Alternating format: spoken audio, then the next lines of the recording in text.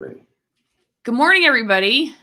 You can see I have Martin Floreani here, the CEO of Rokfin, and I'm hoping that we're also live on Rokfin. So heads up if you're watching on YouTube. As per usual, we're going to nuke the stream a little ways through and continue on only on Rokfin, where Martin doesn't have to worry about Susan Wojcicki running in and taking him hostage during the live stream for saying something that they don't like. No, okay, we know that doesn't happen, but she could suspend me because she has before.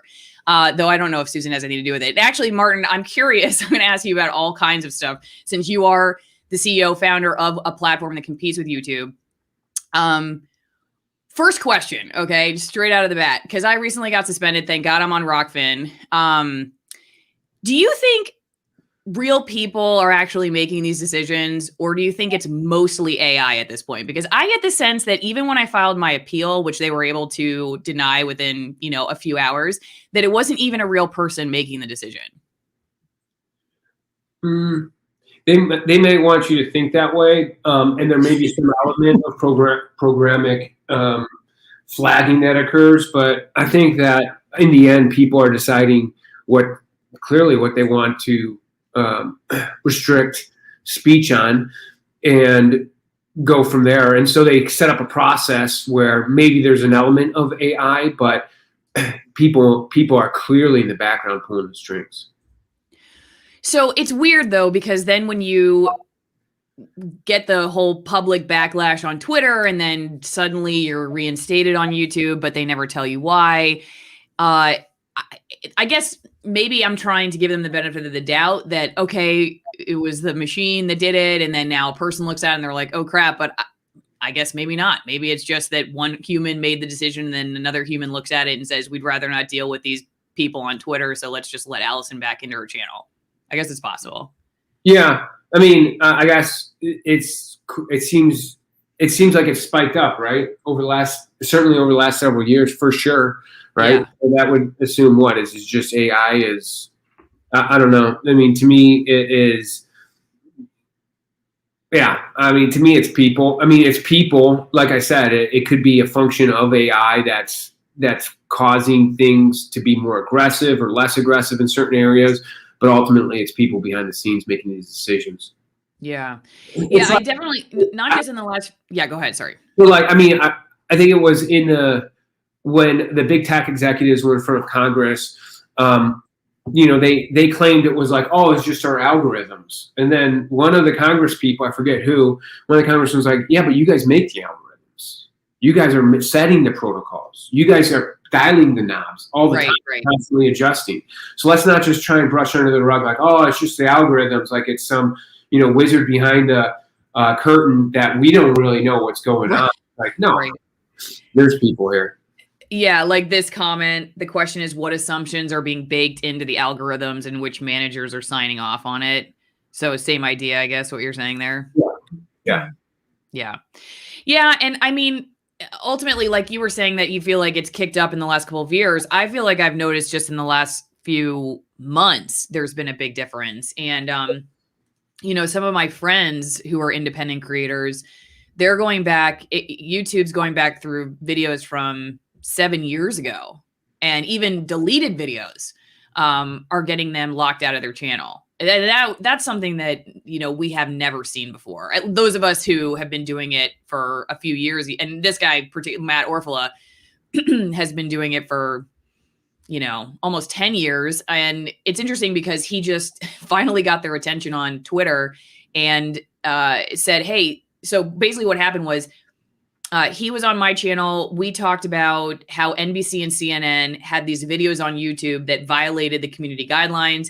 The point of my video was to show how there's different rules for corporate media versus independent creators. Obviously, they're allowed to produce content that, is direct violation of the rules. Yet YouTube goes through something that's 7 years ago, doesn't even really break the rules, and boots somebody like Matt out. I got suspended for medical misinformation for showing CNN and CNN and NBC's videos. And they left those videos up on the corporate news channels. Okay. So their videos were fine on their YouTube channels, but on my channel, when I was showing what they were saying, I got suspended for medical misinformation and I lost my appeal. wasn't until the Twitter mob came after them that they were like, without even saying anything, all of a sudden I was reinstated. My strike was taken away. Nobody told me one way or the other how they made the decision to let me back in. But fast forward, Matt has now had our video when I went on his channel to talk about being suspended and what happened. And I don't even think we played the video. I can't remember, but now he got his strike, or actually, I think they just deleted it without giving him a strike, but they were just like, you may not have known, but this violates our medical misinformation policy, so we're removing it. So when I went on his channel to talk about being suspended, he got the video removed. I was allowed back in, and then he just lost his appeal. And when he got their attention on Twitter, they're like, no, we've confirmed it's medical misinformation. It's like, what is going on here? So I was allowed back in, but then he's not suspended, but he had the video removed. It's just so, it just seems so arbitrary, which I guess, so to move from complaining about YouTube to talking about Rokfin, let's talk about why you decided to create the platform and how you created it to avoid, I guess, these exact situations where you'd have creators who are not wondering if they're going to show up tomorrow and, not have a platform. Yeah. So it was, basically the reason why I feel it's so compelling that there needs to be a new protocol for creators in terms of the value that they receive from networks is because over time, all the things they're talking about YouTube, they wouldn't dare do when they were first starting. They wouldn't dare have these policies in place. You know why? Because their network was immature. It was developing. And so they would never, if they were to act like this, in this manner, creators would have flocked to another network. And that would have obliterated YouTube's chances of becoming what it is today. So they act like angels in the beginning life cycle of the network, knowing, and these venture capitalists pour money in, they put a ton of money into these networks, and their game is that the game will change over time, and they'll be able to extract more and more value from creators. Now, they probably, in fairness, they probably didn't realize they were going to do censorship, but they definitely knew that they were going to be able to extract more value as their network matured, as YouTube became what it was, from the very people that were building it. And to me, that just, from a visceral reaction, it looks like, didn't seem right. It's like, why are these people that are actually building a network, and they help build YouTube what it is today, and without them, YouTube is nothing. Why are they being leveraged so much? And also from a business standpoint, it's like it didn't make sense from a value from what they were bringing to the table, right? And so based on me looking at that, I was like, there seems to be a big opportunity here. And if creators can actually get paid for the full value that they bring to the table, right? If they get paid for the full value they bring, creators will flock to a new network. And so creating a protocol that properly rewards creators for that full value is what we do today. And so that was the thought process around starting Rokfin. Are you concerned at all with the Section 230? I don't even know what to call it. I mean, you hear both sides, Republicans and Democrats, saying they want to repeal, reform Section 230. It seems like the Democrats want to do it to crack down on misinformation. The Republicans are saying they want to do it in order to open up, free speech. Who knows what the intentions are really behind the scenes? But I'm just curious because, I've said on my channel before, as a former environmental reporter, whenever there was like a crisis, we got to save this species or whatever, you would feel this like mounting pressure to do something really drastic. And there were a lot of scientists that I worked with behind the scenes that were like, we need to be really careful because you tweak one thing in an ecosystem and you could change things drastically in ways that you did not foresee. And so, I'm curious, what do you think about how does reforming or repealing or changing in any way Section 230 affect the ecosystem of the internet? And I mean, are you for it? Are you against it? What would you like to see? And what do you think are some of the solutions to this question of censorship? It's just, new platforms like Rokfin, we move over there, or do you think there should be something done legislatively? Yeah, I mean, just like everything, devil's in the details, right? So how they reform Section 230, I think, is important. I don't, as a platform, we don't create content. We don't we're here to serve the creators and facilitate their creative autonomy to create the best content that they can create. And so if they go awry, yes, I do think there should be some platform protections. But as soon as we start censoring, as soon as we start taking a really aggressive hand in what people can and cannot say, I think that starts to fall more into a media that's actually a media entity. It's not so much a platform. And I think that is what people are frustrated on, is because the rules have changed.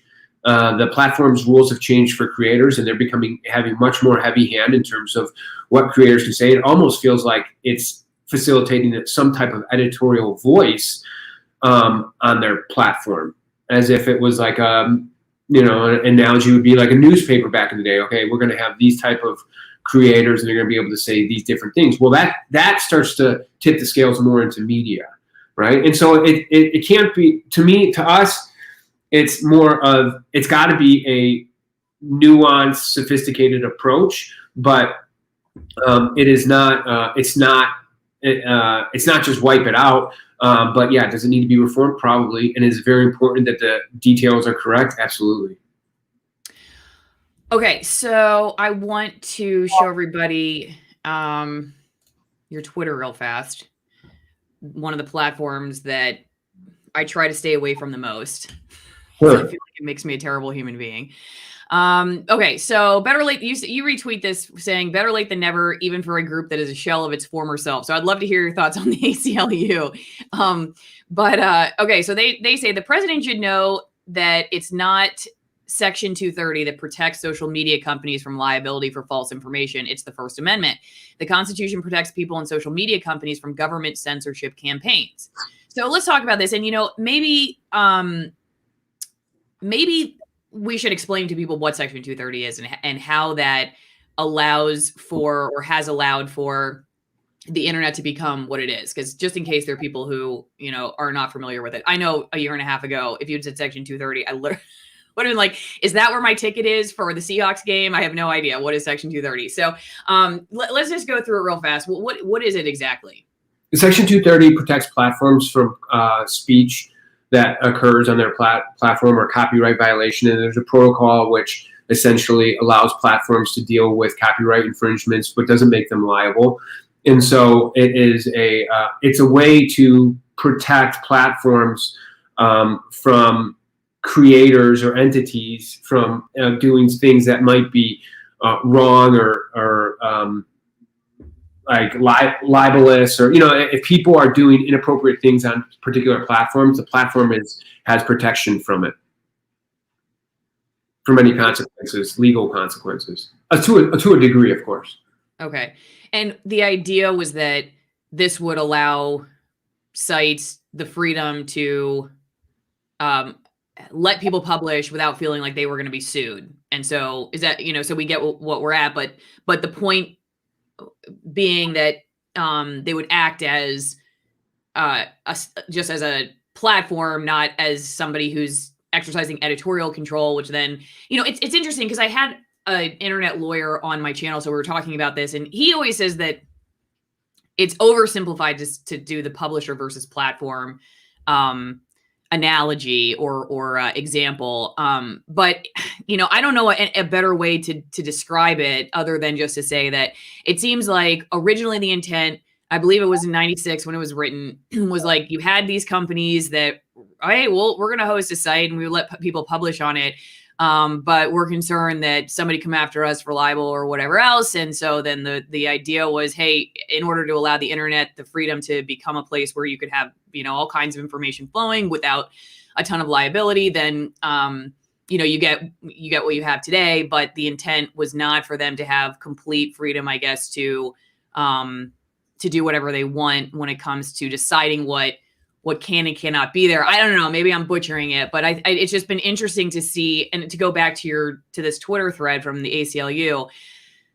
No matter which party is in power, the government cannot be trusted to label truth or fiction any more than Facebook or Twitter can. Remember when then President Trump claimed COVID would just go away without a vaccine? Remember when President Nixon claimed the White House wasn't involved in the Watergate burglary? Remember when President George W. Bush told us that Iraq had weapons of mass destruction. Remember when the government told us that cannabis is as dangerous as heroin and PCP. Remember when President Obama told us that the NSA had not abused surveillance programs revealed by Edward Snowden. So from reading that, I guess what I take away from them is that they're not in favor of the government being, in any way influencing, I guess, platforms to crack down on misinformation, however you want to define that. But I'm curious from your standpoint, first off, do you feel like the government, because we were talking about this before we went live, do you feel like the government is mostly pressuring the big companies like the Facebook, Twitter, YouTube? Are people like yourself, CEOs of companies like Rokfin or, on Locals, these smaller alternative platforms, ODYSEE, do you guys feel like you're getting the same spotlight put on you? And I'm just curious, like, is that a concern of yours moving forward? Well, it's a concern that that there may be some trying to hit piece that, hey, we host extremist type of content and try and label us in that Gab-esque type of brand, especially while we're in the infancies of the network as the network grows. So, that's something that we think about is how there are different attack vectors in terms of trying to protect the creator's brand that do come to Rokfin, and that people know that, hey, the creator's brand that come to Rokfin, especially when it comes from a journalistic standpoint, they're independent journalists, and they're on the bleeding edge of figuring out a different compensation model that's gonna 10x, 100x as the years move forward, and they're really the thought leaders. And so that's a concern. That's something that we think about, but we don't actually get pressure from the government or anyone else to take down content in any direct manner. Switching real fast to this question, what are some of the key points of the Rokfin white paper to be aware of as to why Rokfin stands out from other platforms? For us, it's really important that the compensation protocol is right, because these companies are often have heavy influence from the MBAs, the stockholders, different people within the organization. And Allison, you and other entities have done, other creators have built up YouTube and the other platforms to what they are today. And if they knew that by going against the very creators that had helped build the platform, that it was going to shoot them in the foot, they would think twice about it. And so we've developed a platform where we've really aligned ourselves with the creators financially. And so that it's very hard for us down the line to extract leverage over the creators without it hurting us directly financially in a much bigger manner than YouTube, right? Because YouTube owns the customers and they own the data and they own the network. Because they own those three things, they can, now that their network has reached full maturity, right? When I say that, there's hundreds of millions of users and millions of creators on the platform. Now they've reached that full maturity. They can say, you know what, Allison, we have 5 other creators like you, and we can go ahead and remove you. And by the way, we own your customers and we own the data that you've brought to the table. So we know exactly all the cards that we're going to be doing. And we're not too worried because there's 4 other people like you, and you can't go and reach your customers in a really sophisticated manner, in a direct manner, and bring them over to another platform because you've already built up our network. And that type of perverse relationship, I would say, is the reason they're able to extract so much leverage over these creators and do whatever they want. And it creates a society and a system. Also, from a financial end, they can change the rules on the game of your compensation, and you can't say one thing about it, right? And so they can change your split. They can obfuscate your split. They could say, hey, from an advertising perspective, you actually didn't make this much. And again, you have no insight into the data. You have no insight into that. And so we created a platform where, one, you own the customers. You have much more clarity into your data. And then 2, we've aligned our incentives with the creator, so that's much more difficult for us to actually move against the creator as we reach network maturity. And so with those 3 things, we just think we build a healthier ecosystem. And here's the thing, Allison. these networks are what they call supply side constraint, meaning that once the creators come to these networks, the demand just follows. The people just follow. And so over the next 10 years, as we look at it, we look at the landscape of networks, everything's going to be fought with this model is going to be fought to bring over top creators to networks. Because once you get the top creators and you can compensate them to their true value, that's going to attract more top creators, and the network effects go up. That the network goes up exponentially in value. And so we think we've cracked that code. And so, but yet at the same time, it makes it even worse what YouTube's doing, because the creators are the ones that bring all the value to their ecosystem. They sit in the middle, or not all the value, but a significant amount of value, because when they come to the platform, the demand follows. And so we think we have a compensation protocol that cracks that code and is going to attract more and more top level creators. And that creates that network effect where the network gets stronger and stronger with, not in a linear way, in an exponential way, as more creators come to the table. Did that make sense? Yes, it does make sense. And maybe before we nuke this stream and just finish up on Rokfin, would you like to say how, because I don't know if we said specifically how it works for the subscriber. So how does it work on Rokfin if you want to sign up, and what do you get? Yeah, and so that's a key part, right? So a subscriber, when they come onto the platform, when you sign up for Allison's channel, you not only get Allison's channel, but you'll get Whitney Webb, you'll get Graham Elwood, you'll get a whole sort of just independent creators that come onto the platform. Michael Tracy. So you get all these different journalists, all these different creators on the platform with one $9.99 subscription. And how that helps the creators too is, what we found is that when Allison can bundle her content more effectively, Allison, you'll get more subscribers, they'll stay on longer, and they'll pay a higher price point. So your whole economic value changes from a creator perspective. So the creators are benefiting when their peers come on the platform, because they bundle well more for their audience. And so it strikes a deeper, it essentially is a better economic system, economic value for the creators. But then for the users, it's great too, because with $9.99 subscription, you get access to all these different creators. So it's a great experience for both the users and the creators. And I got to give it to you guys, have some really great folks on there. And what do we call it? Free thinking media is our group. Is that what, right? I don't know if what that is. It means exactly what I see myself under free thinking media, but I do like that I'm labeled that way. Yeah. We felt like it's a good brand, right? Like it's just an overall independent type of thought that is important, we think, in journalism. Yeah. Okay, so I'm going to ask you about the government's with Jen Psaki recently saying, hey, if you're banned on one, you should be banned on all, or we're going to work with Facebook to, crack down on misinformation, or what about the SMS stuff? Even though that was a very weird one, because depending on who you're reading, they didn't really say they were working with SMS carriers, or they were saying they were. I'll tell you what.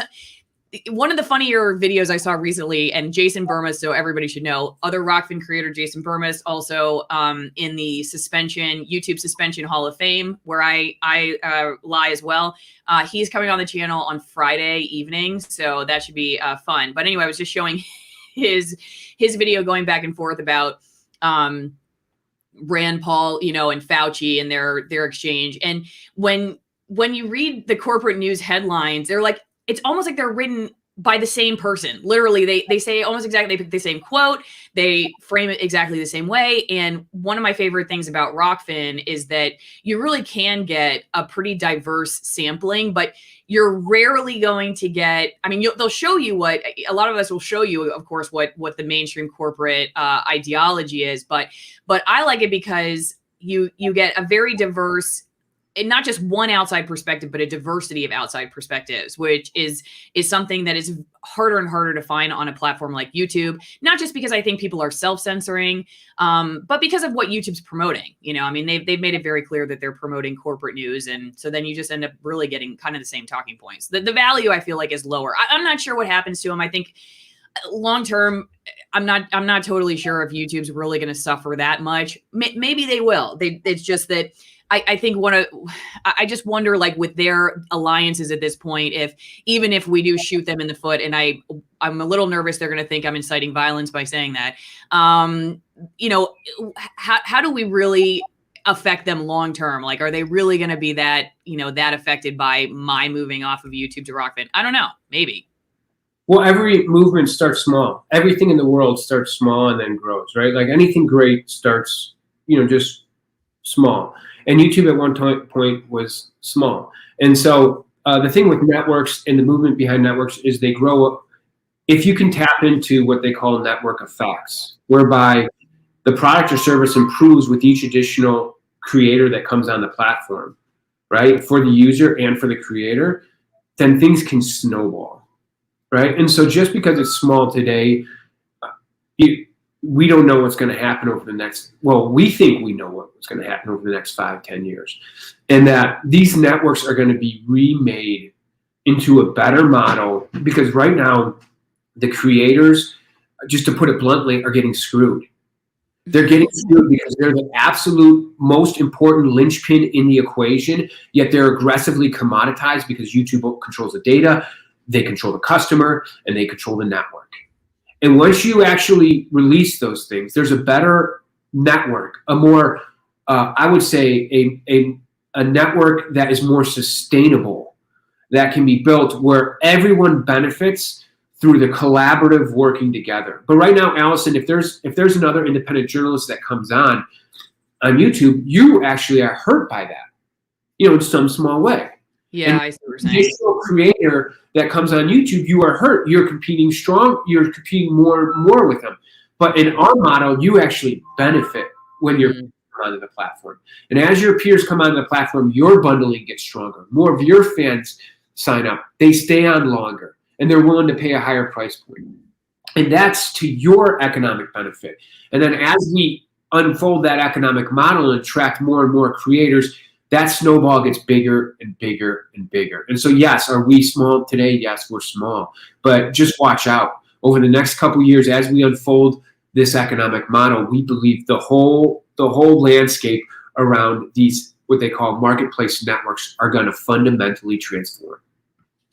Awesome. Okay, Martin, hey, are you a wine drinker by any chance? Yeah, I drink some wine. Okay.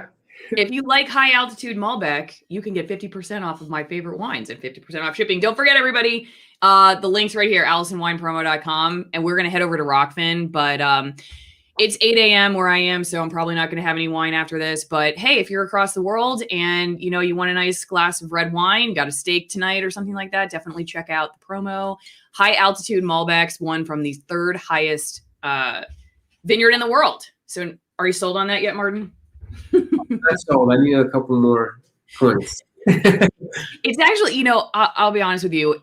One of the crappy things about getting suspended from YouTube is, you work your butt off, you finally get a sponsor, and then they're like, you're suspended, and your sponsor. Thankfully, they stuck with me, but and it was only a couple of days before YouTube reversed it. But they hit you not just on the income with demonetization, all this stuff, other stuff, but you're like, okay, well, maybe I won't be demonetized, but I have a sponsor, so that helps. And they're like, nope, you can't even share your content, so you can't tell people about your sponsor. So they kick you in a lot of different ways. And I when you were talking about, I can't remember what the term was that you used about the relationship, but I call it like having an abusive boyfriend. Honestly, yeah. It's not even fun anymore. YouTube used to be fun. It's just something I do now to get eyeballs out there if there are people who are interested in content, but get them to go elsewhere.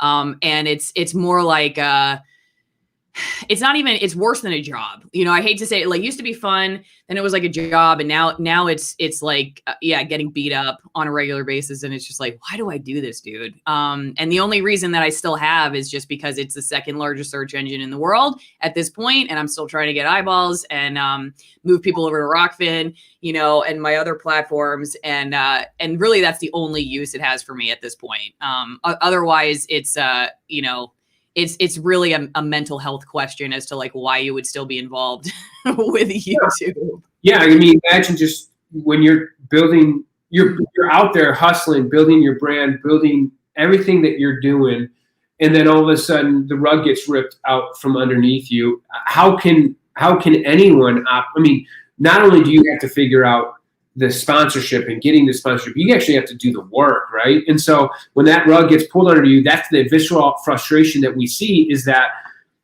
if all the rules of the game were laid out, then maybe there's something to be said. Oh, okay, we understand the rules of the game. We know how this game plays. But when the rules of the game are to change the rules of the game on creators, that's that visceral reaction where people just have this animosity towards these big tech platforms, is because they, one, understand that there's a contradiction, that, hey, these people are helping to actually build the whole network and they're adding value, but then you're extracting and changing the rules of the game whenever you wish, however you wish, on a mass scale or an individual scale. We don't even know, because you operate in secrecy. And so they certainly didn't start out that way, right? If they started out that way, they would never be what they're at today, right? They changed the rules of the game all along as they've built up that network maturity and those network effects, where it's a lot harder now for someone to go up against the network. And so that's the visceral frustration and hypocrisy that people see, that they have that animosity to YouTube that you're speaking of, and that's the reason why. That's a good stopping point. Let's go over to Rokfin and talk about where you think the government ends and YouTube begins, and that whole conversation. And I really want to know too, from your standpoint, do you feel like YouTube makes these decisions because they're just being pressured by Congress or by the president, or do you feel like they kind of like it, they want to do this? Because I'm curious about all that. Like, are they just being whipped over the head by the government, or do they like the power? So we're going to talk all about that. But if you want to see it, you got to head over to Rokfin. Everybody on YouTube, I hope you have a great day, but end the relationship with the abusive boyfriend. All right.